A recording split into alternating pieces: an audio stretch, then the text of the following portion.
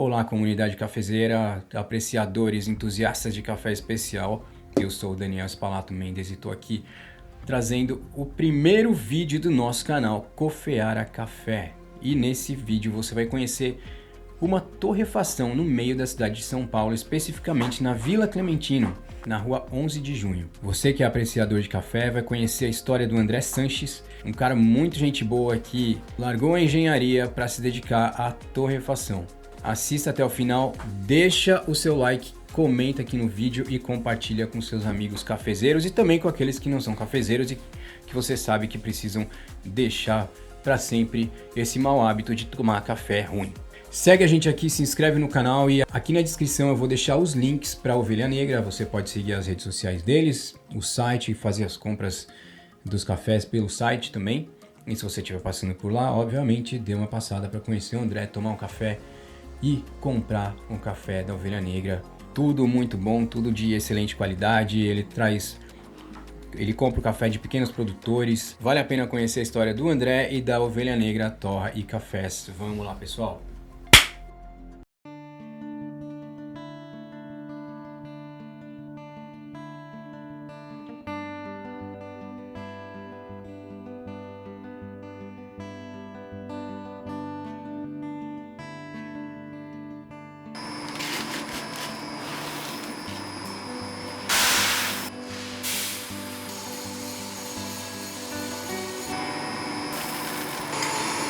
Experimentar porque o café ainda está bem verde, né? Acabou de entrar, e aí conforme vai passando o tempo, a gente já começa a acompanhar as mudanças visuais do café.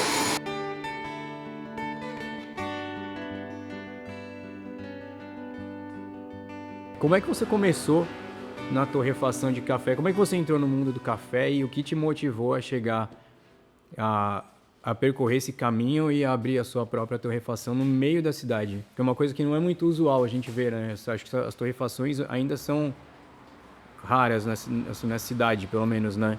Tem um pouco a ver também com cafeterias, né? Normalmente as torrefações estão mais ligadas às cafeterias, mas o meu início ele foi mais por curiosidade, né? Então eu fui buscar um pouco mais de informação sobre café para agregar um pouco mais na vida mesmo, né? E aí durante um curso que eu fiz de barista, eu comecei a perceber que tinha uma demanda muito grande na área, né? Não só de profissional, mas também de negócios em si, né? Então, desde cafeteria, torrefação, seja o que for, né? A demanda era enorme na época, quase não tinha opções, né? Então, eu meio que caí de paraquedas na área, do nada, né? Eu sou engenheiro de formação, então a minha área, meu background é completamente diferente, né? Então, quando eu comecei a trabalhar, eu fui perceber que tinha uma demanda cada vez maior ainda do que eu já tinha visto no curso, né? Então, assim, eu fiz o curso, eu fiz um currículo em branco, só tinha basicamente a minha formação e que eu falava Acadêmico, falava inglês e... só e branco, experiência profissional era zero, né? E saí distribuindo o currículo. E em 2 semanas eu já estava trabalhando. Né? Primeiro você foi trabalhar onde? Eu não comecei trabalhando como barista, que eu acho que ninguém começa logo quando você sai de um curso. Né? Eu fui caixa barbeque no Urbi, né? Que é uma cafeteria no Antônio Carlos, eles estão até hoje lá. Não, ali na... Né? Sim, Então, perto da Paulista, lá. eu fiquei acho que uns 6 meses trabalhando, trabalhava na parte da noite, né? Então era um ritmo bem diferente, né? Um ritmo bem frenético de bar, da Augusta ali, né? Que tem gente pra caramba o tempo todo. Nossa, o Urbi é um movimento ali, Ela era que me doideira, pena. loucura. Eu lembro de a gente trabalhar em 3 pessoas no bar, eu, caixa, barbeque, tinha uma pessoa na máquina, tinha uma outra pessoa que ficava soft drink, piscina, mais outras coisas, né? E eu entrava e saía, basicamente, assim, era tão rápido que você nem percebia que tava rolando o expediente. Nossa. Foi bem divertido, porque foram os 6 meses mais rápidos da minha vida. Era dormir, acordar, trabalho, dormir, acordar, trabalho, dormir, acordar, trabalho. Né? Mas foi muito bom, porque eu aprendi dinâmica, né, de trabalho não só em cafeteria, mas também em trabalhar com pessoas, né? Porque eu trabalhava muito com gestão de pessoas, gestão de projetos, mas eu nunca trabalhei na área de hospitalidade, né, que é algo completamente diferente. Né? Tem que ter um tato um pouco maior, né, para você ler também ali o momento com as pessoas, né? Sim. Então isso ajudou bastante a crescer na área. E você falou que o café para você é uma coisa de... que é algo de hospitalidade, mas você sabe que você tem uma preocupação com a qualidade daquele café, como que você vai torrar, como que você vai servir aquilo, como vai extrair. As pessoas não assimilam normalmente que o café não é uma bebida que você já compra moído e pronto, né? Muita gente nunca nem viu um café em grãos, nunca nem viu café verde. Sim. Então, o interessante da arte do café é que ela está muito ligada à gastronomia, né? Então, da mesma forma que o chefe de cozinha está entregando um prato que ele assina daquele jeito, tem o ponto dele, tem os ingredientes que ele seleciona, tem a receita certinha, o café está muito próximo disso, né? Então, quando as pessoas pensam em café, sempre vai ter alguma coisa que vai te agradar mais, algum estilo que te agrada mais, algum estilo de sensorial, e isso está ligado exatamente com o que está falando. Então, quando as pessoas compram o nosso café, elas compram a minha assinatura de marca. Elas compram a torta artesanal que eu faço ali. Então, é exatamente como se fosse um prato ou um drink, alguma coisa assim, que é assinado por alguém, né? E é sempre servir pessoas. Se você está produzindo uma bebida que é uma das maiores consumidas do mundo, né? Então, as pessoas estão sempre pensando em tomar um bom café, mesmo quando não conhecem, né? Elas sempre acham que aquilo ali é um bom café, né? Independente de quem produza, quem está torrando, enfim, qualquer marca. Isso é sempre pensando na pessoa que está tomando lá, isso é um público final. Porque se você está lá desde a produção, na fazenda, né? Aí você vai passar para a torra, você vai passar para o barista, ou até a pessoa que vai fazer em casa é sempre o objetivo de consumo. Então é sempre pessoas. Sim. E o café, interessante dele é que ele sempre une pessoas, né? Então, sei lá, pessoas vão fazer reuniões, vão se encontrar para um bate-papo, reunião de amigos, né? O mais comum de você escutar é: vamos tomar um café? Vamos tomar um café. Essa é a frase mais comum mesmo. Exatamente, é muito isso, né? Então, café, ele sempre é pessoas. Você sempre tem que pensar que alguém vai estar consumindo isso, né? E se você não gosta de algo que você está produzindo, é muito difícil também que o seu cliente goste, né? Então, por isso que é importante o paladar que você está construindo de bebida, né, seja muito próximo daquilo que você goste, também para entregar para as outras pessoas algo que é seu, mas você está entregando um pouco daquilo que você gosta para os outros, né? Sim. Para eles consumirem também aquilo que você se entregou de conhecimento, para realizar aí, né? De informação, para realmente entregar um produto que você, olha, isso é um pouco parte de mim. Sim. Então, eu acho que isso tem muito a ver com a hospitalidade, porque hospitalidade é servir pessoas, né, atendimento, tem diversas indústrias, né, desde a hoteleira até bar, restaurante, seja o que for, é sempre servir pessoas, né? Então, tem lugares que você vai e você nunca é bem atendido às vezes, mas você volta por causa do produto. Tem lugares que você é muito bem atendido, mas o produto não é dos melhores, mas normalmente o lugar que você mais vai é onde você é bem atendido. Isso é verdade. Você acaba voltando, você quer frequentar, você leva as pessoas, né? E aqui você criou uma estrutura também para isso, né? Porque você não tem só a torrefação, você também é uma cafeteria. Antigamente, né, antes da gente estar nesse espaço novo, o nosso foco era trabalhar com pessoas jurídicas, né? Então, o nosso foco nunca foi vender para cafeteria, sempre foi trabalhar com escritórios, escolas, enfim, consultórios. A gente tem uma gama maior de PJ nessa linha. E online. Tá. O online veio bem no início da pandemia, a gente não estava no online, mas veio a pandemia, a gente meio que pivotou, né? Entrou mais forte no negócio online. Em uma semana já colocamos o site para trabalhar e hoje o nosso forte também é online. Ah, tá. Então o online de vocês também é um dos... É um dos canais de venda mais que a gente trabalha aí com bastante afinco, né? Então a gente começou a fazer anúncio quando antes nem se fazia tanto anúncio para café, né? Então a gente ganhou um pouco de clientela porque era algo novo, né? Então já tinha marcas online, com certeza, tinha várias marcas online. Mas da maneira que a gente começou a trabalhar, ainda eram poucas marcas que faziam, né? Então quando a gente mudou para cá, nesse espaço novo, a gente construir um espaço de cafeteria de consumo, mas ainda não somos cafeteria. O nosso foco é a torrefação, é a venda de cafés, e a parte de cafeteria ela vem para agregar a venda de produtos. Tá super sério, né? Pra gente é muito bom, porque além de você colher feedback o tempo todo dos clientes, a gente faz muita amizade com as pessoas que estão consumindo, estão sempre com a gente, né? Então é algo que é interessante, né? Fazer parte do consumo de cafeteria junto com a torrefação. É outra dinâmica de trabalho também, né? E você estava falando aqui antes da gente começar que para você ser um torrefador, você precisa conhecer todos os processos, né? Todas as etapas do processo da produção e até a entrega da bebida pro consumidor. Você falou que o torrefador ele precisa ter um conhecimento geral, assim, né? Mais amplo de tudo que está acontecendo nas etapas. Então, conhecer a fazenda, conhecer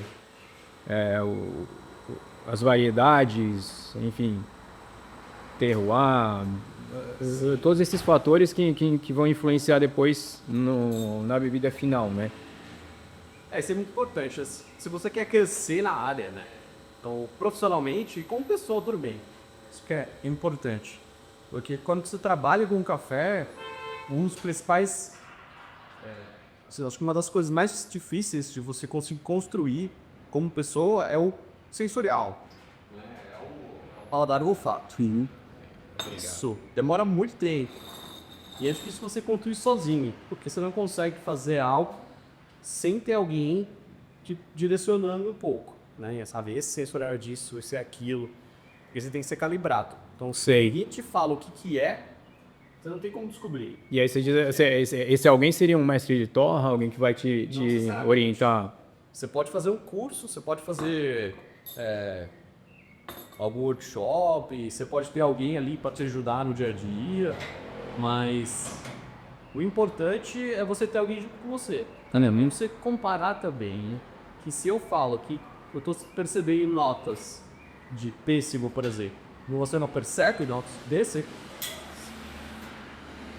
às vezes às vezes você pode ser pêssego, às vezes não pode ser pêssego.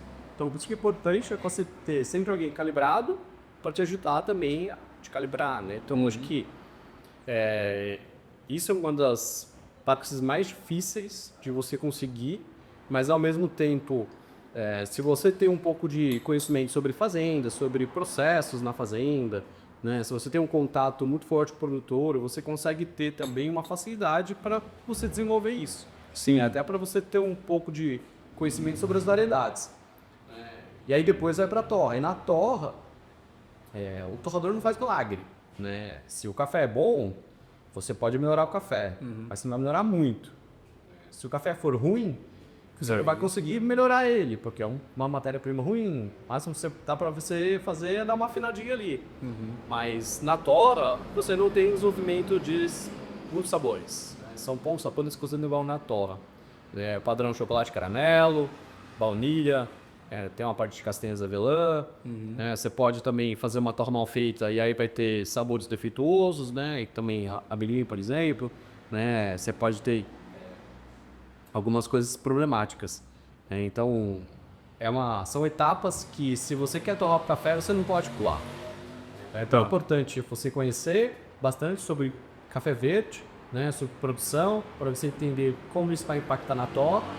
E aí, depois que você torrou o café, é muito importante você entender o quanto disso tudo, de fazenda, de variedade, de solo, localização, se for altitude, quanto isso impactou na torra que você fez anteriormente, para você chegar na hora de você extrair o café, você conseguir já ter algum início.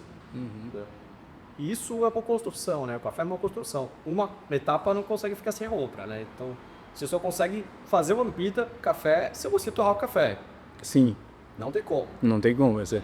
Pelo menos quando a gente fala de bebida, porque o café verde também é utilizado bastante na indústria cosmética, né? Então, você encontra isso como produto. Mas quando a gente fala em bebida, é sempre torrar. a etapa que você passa pela torra, senão você não consegue nem moer o café.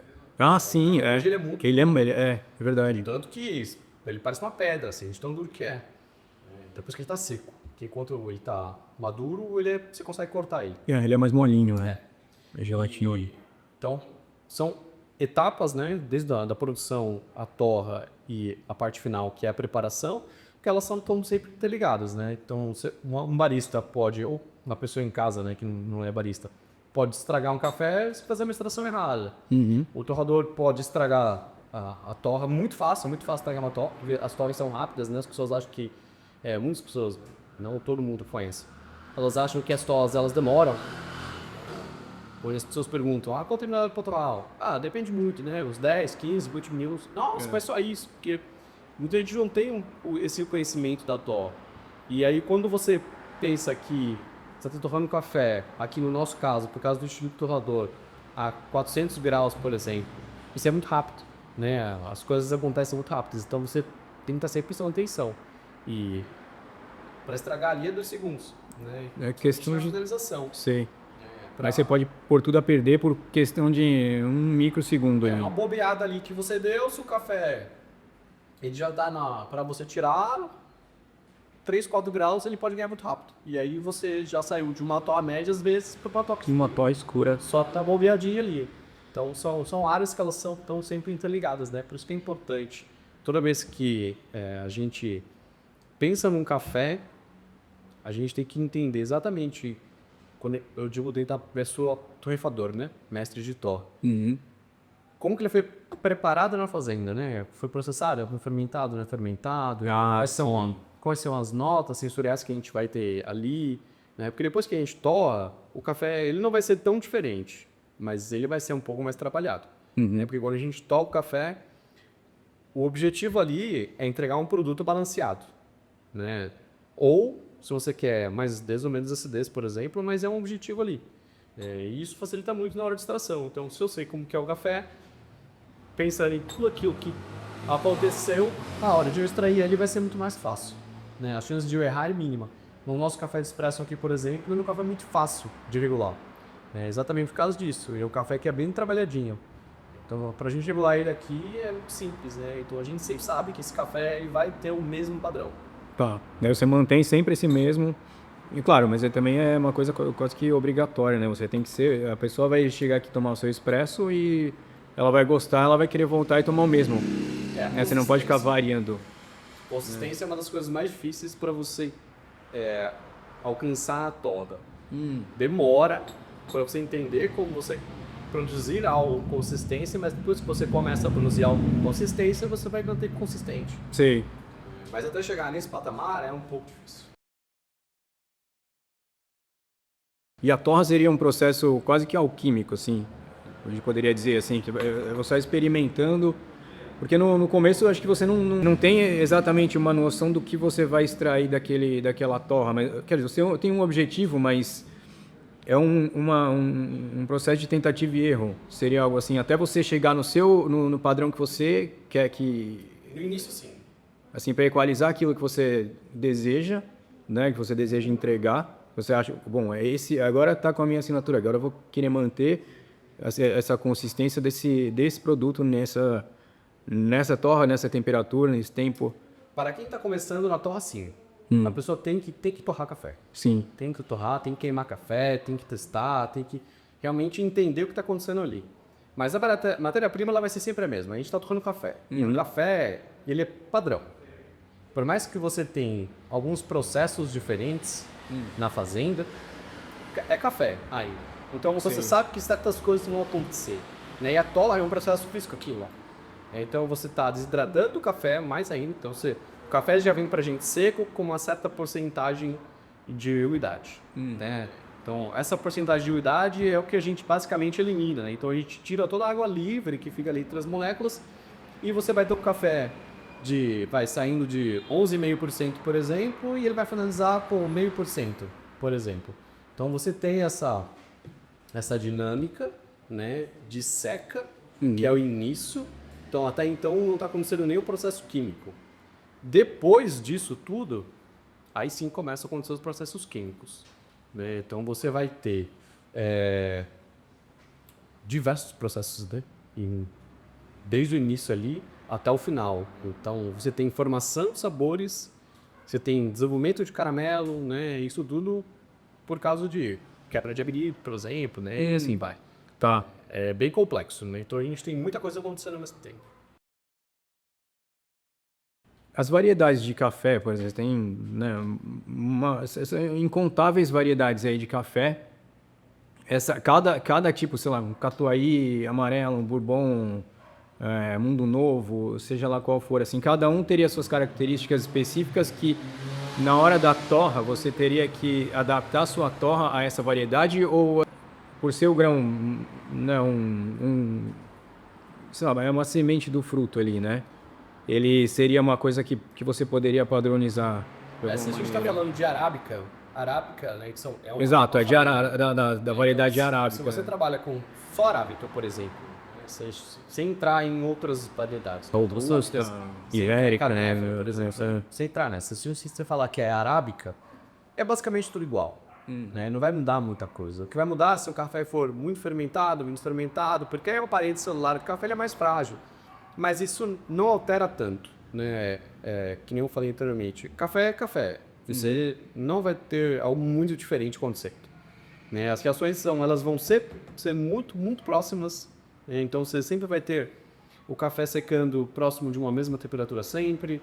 Você vai ter a degradação da acidez também sempre próximo da mesma temperatura, porque é molécula, né? Então você tem isso muito definido já. E sim, o único que vai mudar seria se você sair de por exemplo, de um arábica e para um canéfora. E aí sim vai mudar um pouco, porque a gente está falando de outra variedade. E a outra variedade é bem diferente. Mas ainda assim, a torra, ela segue um certo padrão. Tá, Você não vai fazer nada muito diferente. Você tem ali os parâmetros que você costuma fazer na arábica, para o canéfora você vai fazer alguma coisa diferente. Né? Mas ainda assim é torra de café. Por mais que sejam variedades diferentes, você ainda vai ter um produto que é muito próximo, sempre. Tem muita gente que faz perfis, né? Desenvolvendo perfis de torra para tentar chegar em alguma coisa melhor, né? Mas quando você já vira a chave de saber o que é que você está fazendo, isso já é meio automático, né? Você não precisa ficar fazendo muita coisa. A gente sempre faz as torres de amostras, né? Antes de comprar o café. Então a gente prova o café antes de comprar, legal, atinge o que a gente está querendo, atinge o que a gente está querendo. Então eu já sei como que é o café, eu já tenho uma ideia do que esperar. Tá. E aí eu já papo para torra direto, né? NF desenvolvimento tem vídeo torra mais. Até porque, volta naquele ponto que eu falei para você, né? A pessoa que torra é como se fosse um chefe de cozinha. Sim. Né? Ele vai entregar aquilo que é a assinatura dele. E aqui é exatamente isso, né? Então, quando as pessoas compram os nossos cafés, as pessoas já esperam algo, né? Então, a gente sempre tem esse patamar de experiência muito próximo, né? Já tive uns cafés bem diferentes, já tive um café que é descansado em barriga de carvalho, por exemplo, que eu nunca tomei um café parecido, né? Era uma experiência bem diferente, mas ainda assim ele leva a nossa assinatura de torra. Então fala um pouco sobre o sensorial dos seus cafés, né, da sua marca. Aqui a gente tem algumas linhas diferentes, né? Então a gente trabalha com as nossas linhas baseadas em cores, né? O magenta é o nosso carro-chefe, é o café, né? E a cor da marca. Também. Hoje a gente usa magenta. O magenta como cor que leva a marca adiante, vamos dizer assim. Mas a gente costuma utilizar diversas cores, né? Porque por mais que o nome seja ovelha negra, né? A gente usa bastante cor, né? Para levar não só os nossos produtos, mas para comunicar também diversas coisas, né? Não só porque chama muita atenção, né? Algo bem colorido, mas é algo que tem diversas opções, né? Então, quando eu pensei quando a gente pensou na época, né? Como fazer as linhas de café, eu não queria, sabe, café da fazenda... Sim, uma coisa... né? Café Santa alguma coisa, né? Então a gente tem as linhas que a gente chama de padrões, né? Que a gente sempre vai ter cafés nessa linha, que um magenta, que seria o pau-chefe, que é o chocolate caramelo, esse é o café, esse é o café que agrada todo mundo, esse é o café que a gente mais vende, que a gente mais recomenda para expresso. Sim. Ele é o café corinho, combina com qualquer método. Depois a gente tem o coral, que é uma linha que sempre vai trazer algo mais doce ou sensorial, mais para melaço, rapadura. A gente costuma trabalhar com cafés do Espírito Santo nessa linha. Tá. Tem os frutados, fruta amarela, que é o amarelo, né? Isso são linhas mais direcionadas, né? Para as pessoas também facilitarem na hora de escolher, né? Fruta amarela sempre amarelo. A gente tem uma fruta vermelha, que é sempre vermelho também. Já foi um ciano, mas a gente tinha um pouco de conflito com o azul, que é o nosso tal escuro. Né? Então a gente mudou para vermelho para facilitar. E esse é sempre o fruta vermelho. E eu tenho um mais frutadão, que é o roxo. O roxo é sempre um café que, fora do Brasil, tem o Purple Flavor, que o pessoal gosta de falar que são os cafés bem fermentadores, né? Purple flavor? Ah, não sabia, eu não conhecia esse termo. Sabor de coisa roxa. Ah, Então, tipo... E esse é o roxo. Ele chamava púrpura antes, mas para facilitar um pouco também, já foi direto para roxo. E esse é o nosso café que é mais diferente, né? Então, a gente evita trabalhar com cafés muito fermentadores. Vai até um certo ponto de fermentação para ser um fermentado gostoso de tomar, mas ao mesmo tempo essa é a linha mais diferentona, né? A gente já teve outras linhas, a gente tem um azul também que é um torra escuro, que esse é mais para quem não está tão acostumado com café de alta qualidade, torras mais médias, né? E que é um café ainda que tem aquela intensidade mais próxima dos tradicionais. Tá. Né? Só que a gente usa café especial, que é outro estilo de produto. Sim, o café especial é o topo da pirâmide, né? O azul é o mesmo café que a gente usa para uma jeita, só que uma torrinha é mais puxada. Ah, tá. Então vocês trabalham com uma variedade boa de torras. Vocês têm desde uma torra, o que? Média clara? Até... A gente clara não. Com torra clara. Média e Não escura. torra clara, mas normalmente torra clara é mais difícil de aceitar para um público geral. São mais pessoas que consomem torra média e torra escura do que consomem torra clara. E o torra clara, você precisa também de um café de alto nível, né, muito bom, então, assim, de altitudes assim, mais elevadas, cafés mais trabalhados mesmo, qualidade, para você fazer um produto, faça com a torra clara que seja bem balanceada, porque a torra clara ele é um café que tem menos chocolate, o chocolate se desenvolve no final da torra, né?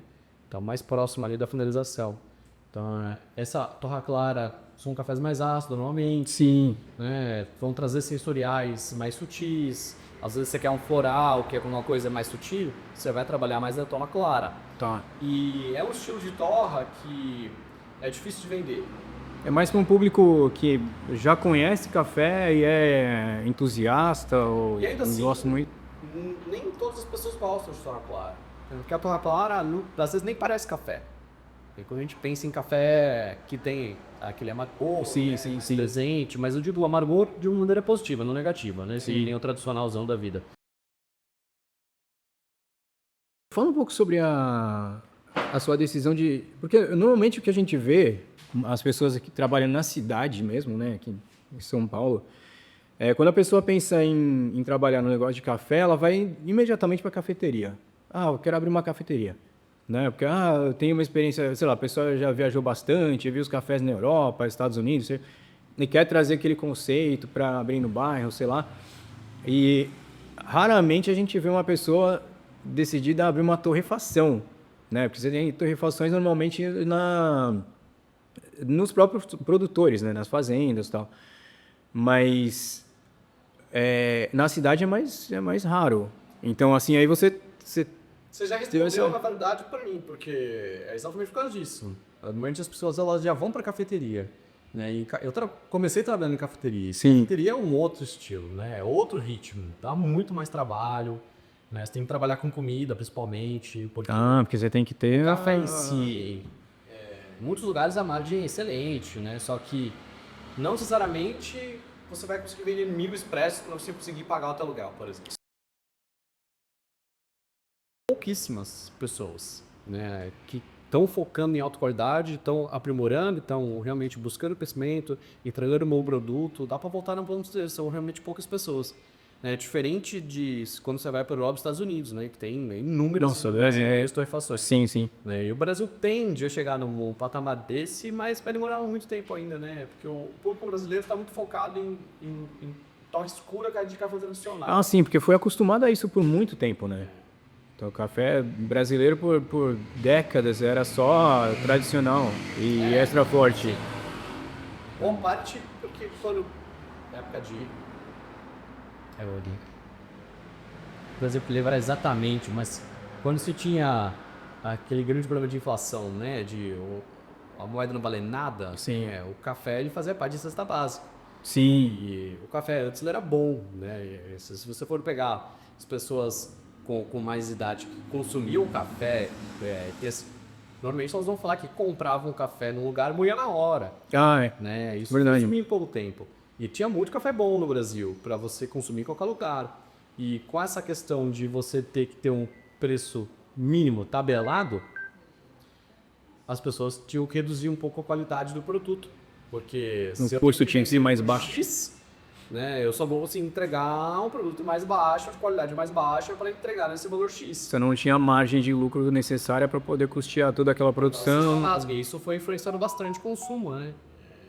Somente na massa, né? Que consome um café mais tradicionalzão, que é o mais comum que você encontra por aí. Sim.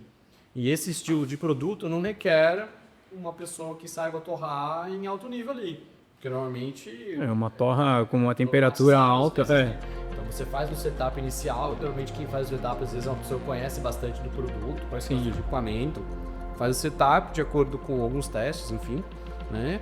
E aí vai chegar no produto X. Mas quando a gente pensa em torrefação mesmo, de alta qualidade, café especial, são poucas pessoas. Sim, você conhece também. É uma área que você tem que tomar muito cuidado, porque todo mundo é amigo. Então, se você não é limpo, você merece alguém que conhece assim. Então, normalmente todo mundo de boa. Esse foi o nosso bate-papo com o André Sanches, da Ovelha Negra Torra e Café. Espero que vocês tenham gostado. Se você gostou, compartilha com seus amigos cafezeiros e com seus amigos que ainda tomam café tradicional, para que eles aprendam a apreciar o que é bom na vida.